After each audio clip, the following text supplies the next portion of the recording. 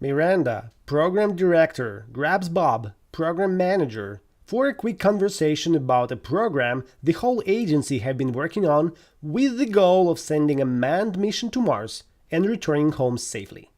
She wants to have a status report about the current state of the program.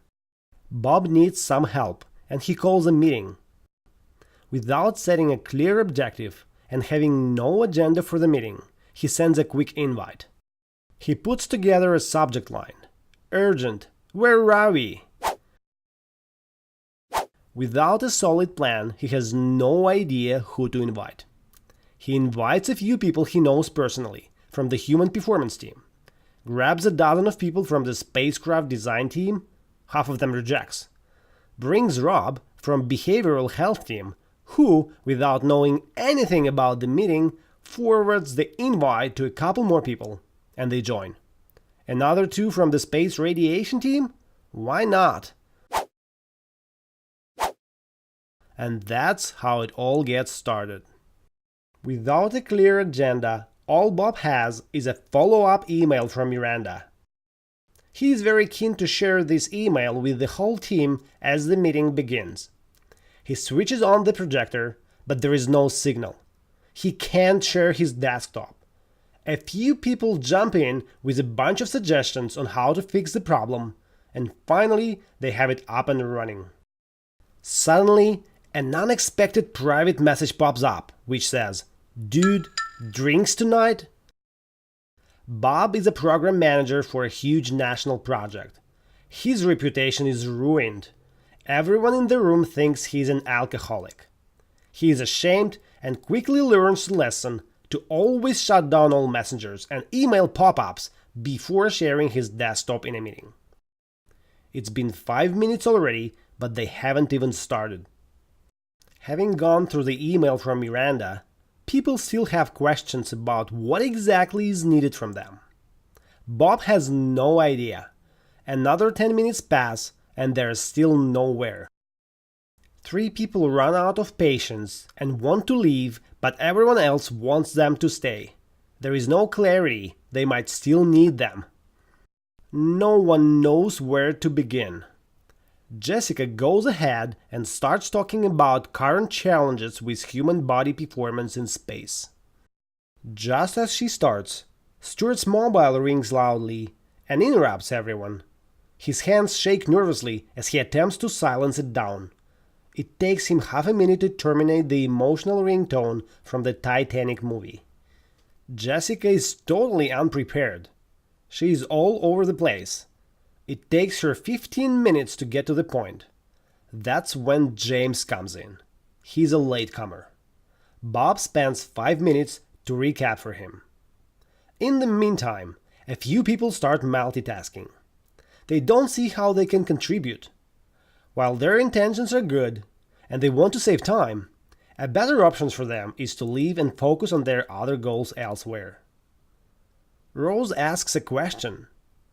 Jessica has no idea. She didn't spend a minute preparing for the meeting. Another 10 minutes are gone. They're not in control. No one has any idea why they're there.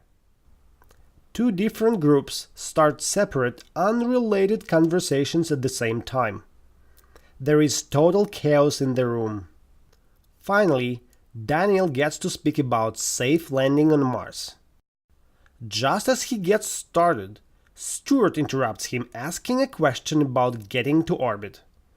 It's totally unrelated, but no one stops Daniel from deviating and answering Stuart's question. It takes extra 15 minutes, and the meeting should be finished by now. Luckily, no one else interrupts him with unrelated questions, and it takes another 15 minutes to complete his part. Rose asks another brilliant question about negative effects of radiation in space. Kevin informs the team that only Jane, who has not been invited, can answer the question. Without any hesitation, he interrupts her from an important activity and brings her to the room without any notice. As she starts putting together her thoughts on the spot, James interrupts her, insisting this is not the right time to discuss the matter. He thinks this material has been covered already in a different meeting 2 days ago. Bob considers this as a personal attack. It's his meeting. No one is allowed to interrupt the flow. They spend 5 minutes arguing, trying to protect their egos. When Jane is finished in 10 minutes, the meeting is 30 minutes over.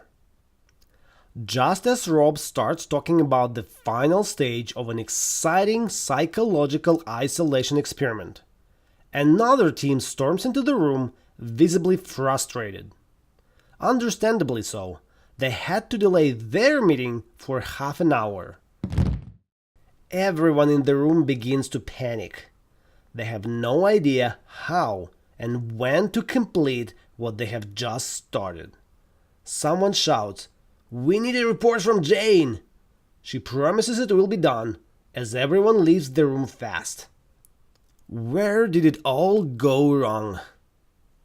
Bob didn't have a clear objective for the meeting, and there was no agenda. There were no actions taken as they progressed from topic to topic. They ran over the time limit.